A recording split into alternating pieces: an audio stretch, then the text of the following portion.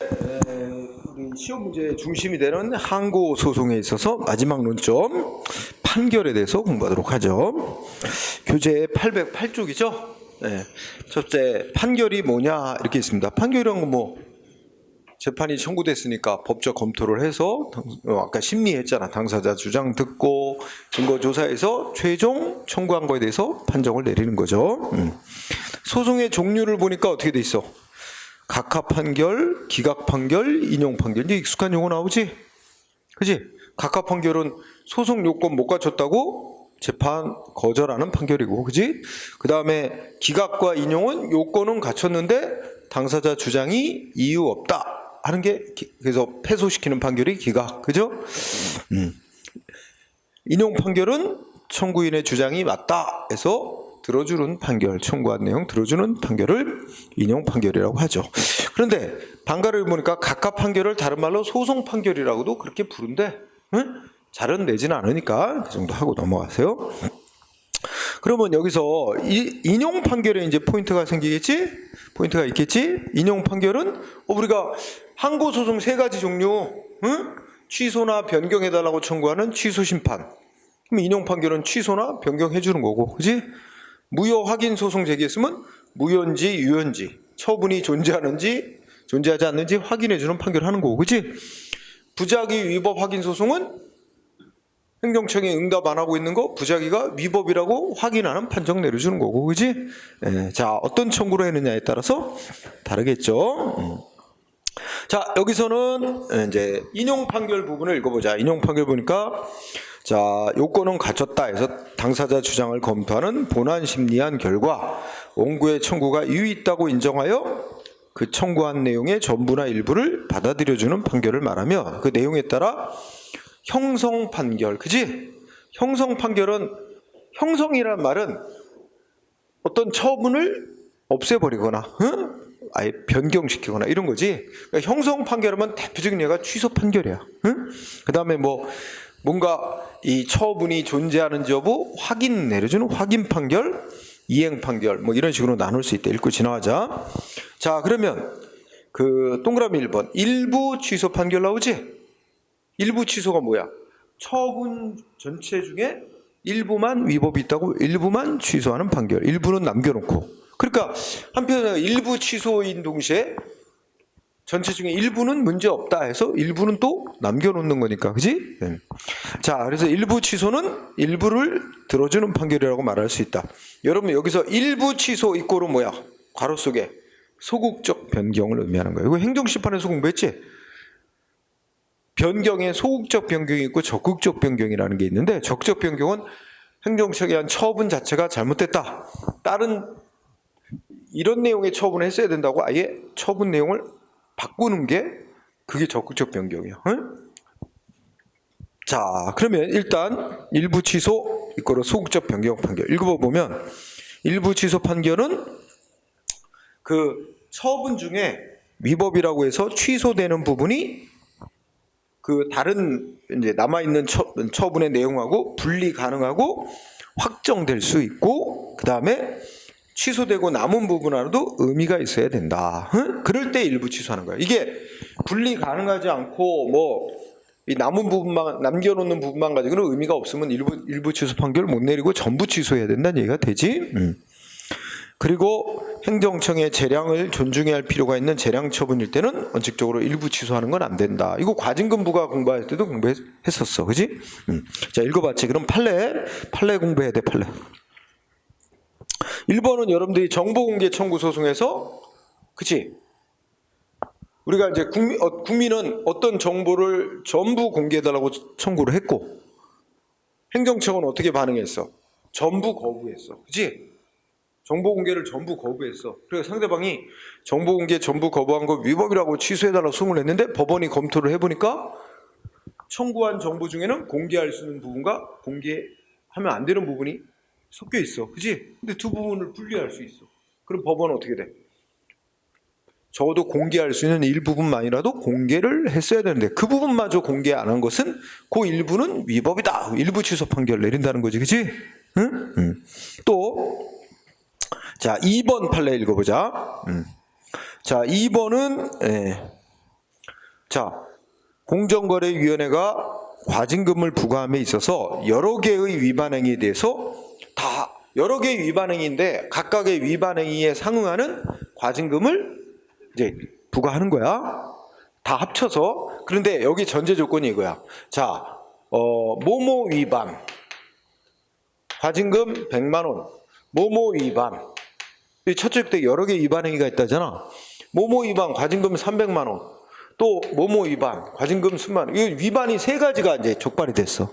그래갖고 행정위원이 합쳐서 이거에 대해서 그러므로 500만 원 아니 800만 원 하고 과징금을 부과했어. 800 부과를 했어. 800 부과 처분을 과징금 부과 처분했더니 상대방이 취소해달라고 소송을 냈어. 위법이라고. 그지? 근데 법원이 검토해 보니까 하나만 위법이야. 예를 들면 요거 위반. 요거는 위반으로 인정이 안 돼. 위반 인정해. 법원이 검토해 보니까. 그러면 요거는 위반한 걸 인정되지 않고 두 가지는 인정. 위반으로. 그러면 행정처는 원래 얼마 부과했어야 되는 거야? 800이 아니라 900이구나. 그치? 응? 900을 부과했는데 첫 번째 거 위반은 인정이 안 되니까 그거 빼고 나머지 두 개 위반 800만 원만 부과했어야 맞는 건데 지금 행정처는 900을 부과했잖아? 그러면 법원이 보건대 요거 위반에 대해서는 100만큼 부과했다고 이제 자료가 있는 거야. 그럼 그거 빼고 100만 원 부과는 위법이다고 그것만 일부 취소할 수 있는 거지. 여기 이렇게 뭐 위반은 얼마, 뭐 위반은 얼마 이렇게 이제 자료가 있는 거야. 중요한 게 뭐가 있냐면 셋째 줄 있잖아. 응? 일부 위반 행위를 기초로 하는 과징금액 산정할 수 있는 자료가 있대. 이게 중요한 거야. 행정청이 뭐 위반은 얼마, 뭐 위반은 얼마, 뭐 위반은 얼마 이게 다 자료가 있어요. 그래가지고 이걸 합산해서 한 번에 900을 부과한 경우 그 중에 일부만 잘못된 부과였다. 그러면은 100만큼 부과한 거 요거만 잘못이라고 인정할 수 있고 요거 위반은 인정 안 되는데 행정청이 요거에 대해서 100 부과했으니까 여기서 결국은 전체 900 부과한 것 중에 100 부과한 부분만 일부 위법이니까 일부 취소한다. 이렇게 할 수 있다는 거야. 그래서 자, 이번 판례의 중요한 부분은 셋째 줄 일부 위반 행위에 대한 과징금액 자료가 있단 말이야. 이렇다면 그 부분만 위법이라고 일부 취소할 수 있는. 그럼 반대로 뒤집으면 그냥 행정청이 이런 거 없어. 그냥 세 가지 다 위반했다. 응? 하고 그냥 합쳐서 900 이렇게 부과했어. 근데 법원이 심사해보니까 요거는 위반으로 인정이 안 돼. 근데 요거 위반에 대해서는 얼마를 부과했는지가 없는 거야, 자료가. 그러면 법원은 어떻게 돼? 100, 900 전부 다 취소 판결 내릴 수밖에 없지. 그리고 행정청이 그러면 세 가지 합쳐서 900을 부과했는데 첫 번째 것만 위반으로 인정 안 되면 나머지 두 개 위반을 이유로 얼마 부과할 건지는 행정청이 다시 정해야지. 그치? 법원이 일부 취소시킬 금액이 딱 나와 있지가 없잖아. 반대로 얘기하면 그렇다는 얘기지. 그래서 2번하고 3번 비교하면, 그치? 3번은 행정청이 각각의 위반 행위별로 얼마 부과했는지 자료가 없는 거야. 그러면 일부만 위법 있더라도 법원은 전부 취소 내릴 수밖에 없고, 그치? 2번, 3번 대조. 그 다음에 비슷하다. 4번도 마찬가지다. 4번도 보면은 여기도 뭐 이게 세금 부과인데, 그치? 세금 부과인데 거기도 굵은 글씨 보면 어떻게 돼? 행정청의 어떤 자료에 따르면 적법하게 부과될 정당한 세금액이 산출되는 땐, 그치? 그러니까 뭐 당사자든, 응? 그러니까 당사자가 원고 측이든 피고인 행정적 측이든 제출된 자료에 따르면 이 사람한테는 얼마를 부과해야 되는지가 딱 금액이 딱 나온단 말이야. 이럴 때는 행정 측이 그 이상을 부과한 부분이 있다면 그 부분만 초과한 부분만 취소하는 판결을 내릴 수 있는 거야. 그치? 자료가 있어. 네. 그래서 4번은 그런 얘기고, 그치? 5번도 마찬가지다. 5번도 두 번째 끝에 적법하게 부과될 정당한 부과 금액이 산출이 된대. 법원이 심사해 보니까 얼마 부과했어야 된다고 딱 여러 가지 자료를 볼 때 얼마 부과해야 된다고 딱 금액이 산출이 된대. 그럼 그 이상 부과한 처분은 그 초과한 부분만 취소하는 일부 취소 판결을 내려도 된다는 얘기지. 그런데 만약에 반대로 얘기하면 어떻게 돼? 이 4번이나 5번에 얼마를 부과했어야 된다라고 정당한 금액 산출할 수 있는 자료가 없다면 법원은 어떻게 해야 돼? 일부만 위법이 따라도 얼마 부과했는지가 없으니까 전부 취소해야 된다. 이렇게 판결 나올 수밖에 없지. 그렇지? 그러니까 우리가 이제 2번, 3번 같은 거 1, 2, 3번 이거 가만히 보면 4, 5번도 그 반대의 경우를 유추할 수 있어요. 응? 그렇게 공부하면 되고, 그래서 우리 구분 문제에서는 아닌데 물론 이거 하나하나 정도는 내지만 어떤 7급 이상의 시험에서는 이렇게 냈어. 딱 박스에 놓고 다음 중 법원이 일부 취소 판결할 수 있는, 내릴 수 있는 사유에 해당하는 것만 골라라. 그럼 다 이렇게 이제 짤막하게 제목을 준다. 이렇게 자료가 정당한 산출, 금액 산출할 수 있는 자료가 있는 경우 증증 어쩌고저쩌고. 응? 응. 자, 그 다음에 자, 7번을 분석해보자. 7번을 보면 여러 개의 상이라는 게 부상이 입었다는 거야. 그러니까 군대 가서 남자가 군 생활하면서 군 복무 중에 여러 가지 부상을 입었나 봐. 응? 그래갖고 자기가 군 복무 중에 이렇게 부상을 입었으니까 국가유공자로 인정해달라고 신청을 했단 말이야. 응? 근데 이 신청을 받은 행정청은 당신이 신청한 그 부상 입었다는 사유는 다 국가유공자로 인정해 줄 수 있는 그 해당 요건에 해당하지 않는다. 전부 다 비해당한다. 유공자로 인정해주는 그 요건에 다 해당하지 않는다고 전부 거부했단 말이야. 그지? 그걸 이유로 유공자 결정 거부했어. 근데 소송을 냈더니 법원이 얘가 저 군복무 중에 부상 입었다는 사유 중에는 국가유공자로 인정될 수 있는 그런 사유도 있고 아닌 것도 있고 이렇게 섞여 있는데 왜 그걸 분리해서 판단하지 않고 전부 해당하지 않는다고 그냥 유공자 그 신청을 전부 그냥 일괄적으로 거부했느냐. 이거 잘못된 판결 처분이라는 거지. 그래서 거기 일부는 해당하지 않지만 일부 부상은 유공자 요건에 해당할 경우에는 인정될 수 있다면 그러면 어떻게 돼? 법원은 전부 취소하는 게 아니라 일부 취소할 수 있다 이런 얘기지. 그치? 응? 둘째 끝에 보니까 비해당 결정 처분이 뭐야? 국가유공자 요건에 해당하지 않는다라고 전부 한 것 중에서 그 국가유공자 요건으로 인정되는 그 부상 부분에 대해서 비해당이라고 한 그 부분만 취소 판결 내릴 수 있다. 그게 일부 취소할 수 있다는 얘기야. 응? 자, 그게 핵심이 됩니다. 일부 취소. 그 다음에 8번 판례는 거기 재량 아니야, 재량. 이거는 과징금 부과처분, 과징금 공부할 때 했었어. 그치? 법에서 행정기관에게 위반자에게 과징금 부과할 것인가? 부과한다면 얼마 부과할 것인지 재량을 주고 있는 경우. 결국 법에서는 행정청에게 얼마 부과할 것인지 재량권을 주고 있기 때문에 행정청이 여러 가지 고려해서 1,000만 원 부과했는데 상대방이 많다고 소송을 냈다. 법원이 심사해 보니까 과징금액이 많이 부과된 것으로 판단이 된다. 그런데 그렇다고 법원이 액수를 결정할 권한은 없거든. 그지?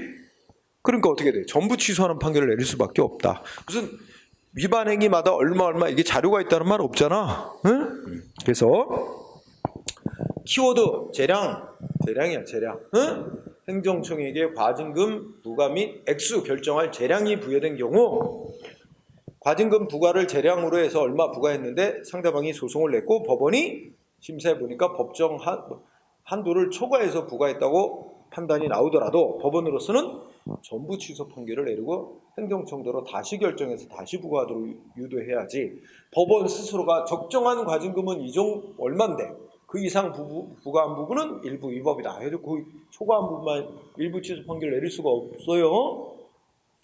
재량이 일하는 데서 출발하는 거야. 응? 그리고 그 얼마 부과해야 되는지도 딱 정해진 게 없어요. 그 행정청이 결정해서 부과하도록.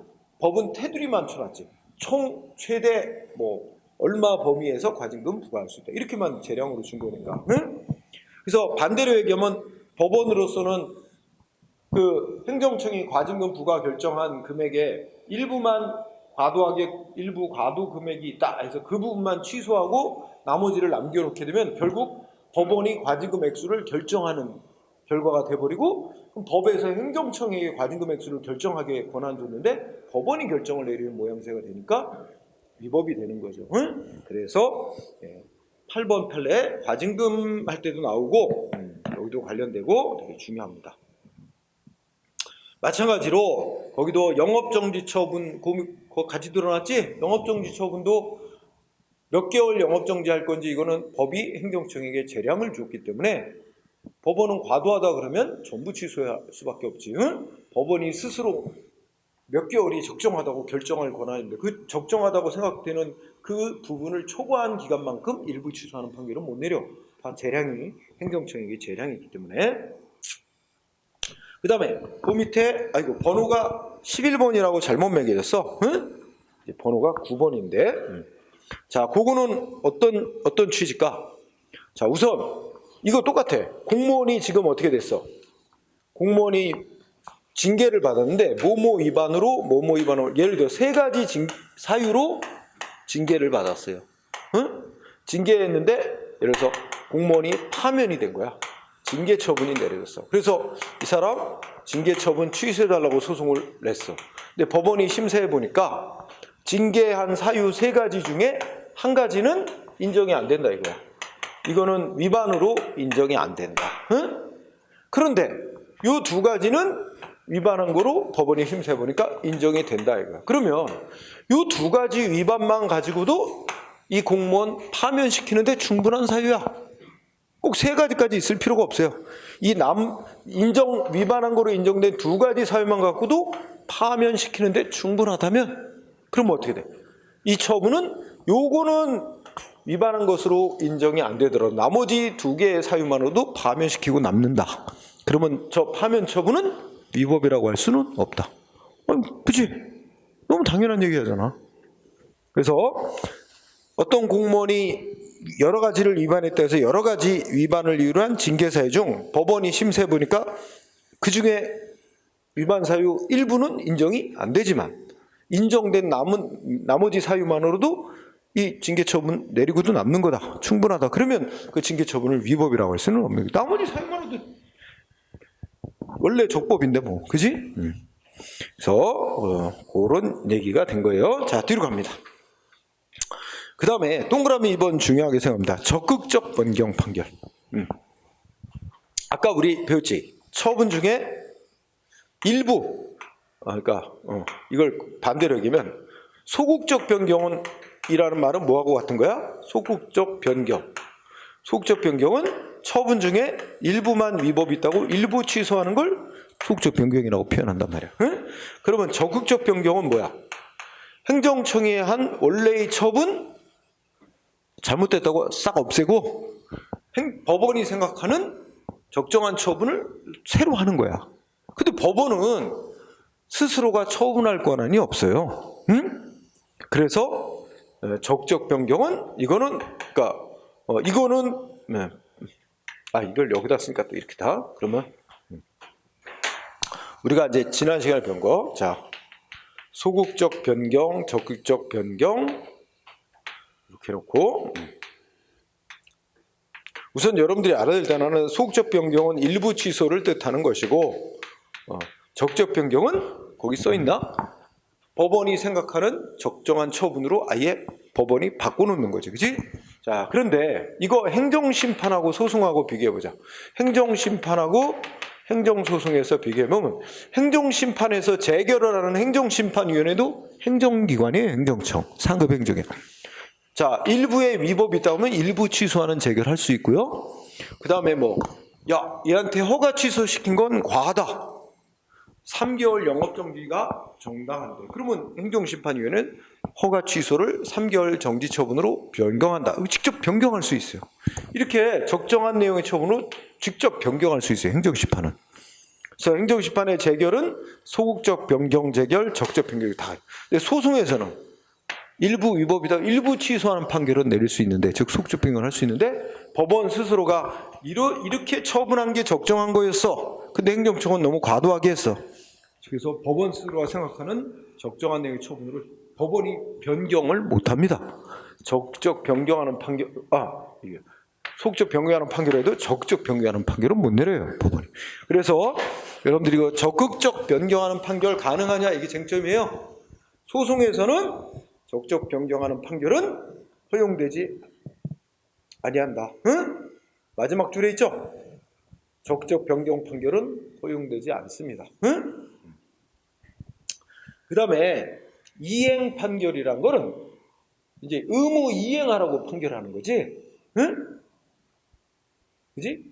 그런데 우리 법원에서는 이것도 행정심판에서는 의무 이행 심판이라는 게 있어서 신청을 받고 행정청이 거부하거나 응답 안 하면 의무 이행 심판 청구받아 행정심판회가 허가 내줘라, 이런 식으로 의무 이행하라고 판결 재결할 수 있어요.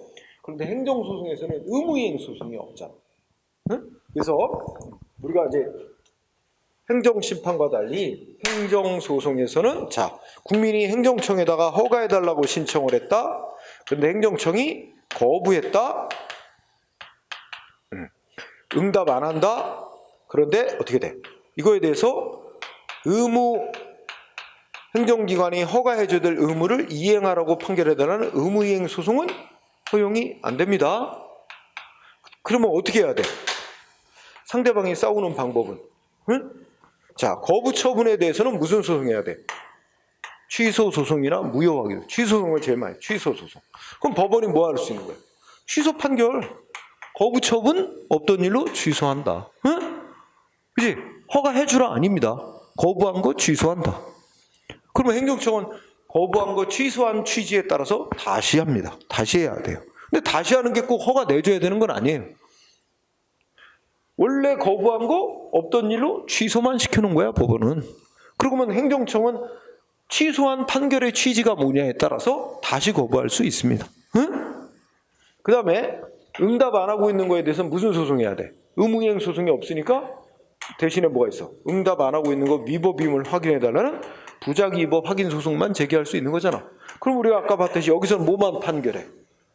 행정기관이 아무 대답 안 하고 있는 부작위가 위법이라는 걸 확인만 하잖아. 응? 이것만 해주잖아. 그럼 아까도 봤듯이 이거는 단지 부작위가 응답 안 하고 있는 게 위법이라는 걸 확인만 해주는 데 불과하니까 판결에 따라 행정청은 뭐 하면 돼? 다시 거부해도 된다 그랬잖아. 응? 허가해줘야 된다는 거 판결 아닙니다. 응? 바로 이런 차이가 있지. 그래서 여기를 봐. 이행 판결이라는 거는 첫째죠. 의무이행 소송이 인정되지 않으므로 법원이 행정청에게 일정한 처분해줘야 될 의무 있으니까 처분해줘라, 이런 판결 내려달라고 청구하는 소송이 없습니다. 그렇기 때문에 법원도 그런 판결은 못 내려요. 응? 그래서 결국 두 번째 줄에 이행 판결은 현행법상 허용되지 않습니다. 응? 그 정도로 그쳐요. 자, 그러면 우리가 특수한 기각 판결 하나 있죠? 사정 판결. 우리가 사정 재결 중요했듯이 사정 판결 중요합니다. 사정 판결은 의의에서 동그라미 기억번 어느 때 인정하는 거죠? 원고의 주장이 이유 있다. 원래 원고 청구가 이유 있으면 원래 인용 판결 해줘야 되는데, 그치? 인용 판결 내릴 경우 무슨 문제가 있어? 공공복리에 현저히 적합하지 않아요. 응? 그럴 때 무슨 판결한다? 원고의 청구를 기각. 기각이라는 단어가 중요하다 그랬지? 시험 문제 낼 때 여기 기각 자리에 각하를 많이 넣는단 말이야. 이건 각하하고는 상관없는 거예요. 소송 요건은 다 구비했고 원고의 주장도 맞는데 공익 때문에 못 들어줘 하니까 기각은 기각인데 원고의 주장을 안 들어주니까 기각은 기각인데 통상적인 기각하고는 다른 겁니다. 통상적 기각은 원고의 주장이 안 맞으니까 안 들어주는 건데 이건 원고의 주장이 맞는데도 안 들어주잖아. 그러므로 그래서 특수한 기각이다 이렇게 얘기하는 거죠. 기각. 자, 니은번호 눈을 읽으면 이거에 대해서는 논란이 꽤 있어요. 왜냐면 어떤 처분이 위법하다는 주장 맞는데 그럼 처분이 위법이라는 거 인정이 되는데 그럼 법치주의랑 관점에서 보면 이거 위법한 처분이니까 취소해서 없애줘야 맞는 건데 위법한 처분임에도 유지시킨단 말이야. 이건 좀 법치주의에 비춰볼 때 이거 좀 맞지 않는 거 아니냐 이런 말이 있는데, 또 법치주의라는 건 또 뭐가 또 하나의 중요한 또 요소야.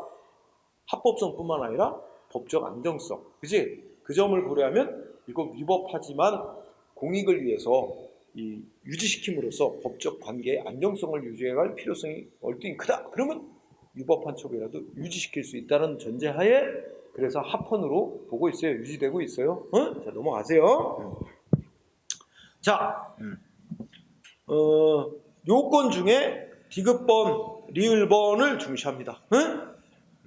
자, 디귿번에 보면 첫째 줄 중간에 판례는 사정 판결 내려달라고 당사자. 여기서 당사자는 누구겠어요? 행정청 측이겠죠?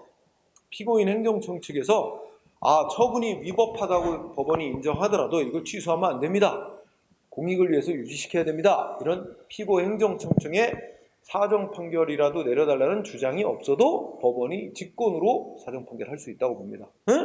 그래서 판례 법원이 직권으로 사정 판결할 수 있다. 신청이 없어도 중요합니다. 그 다음에 리을번.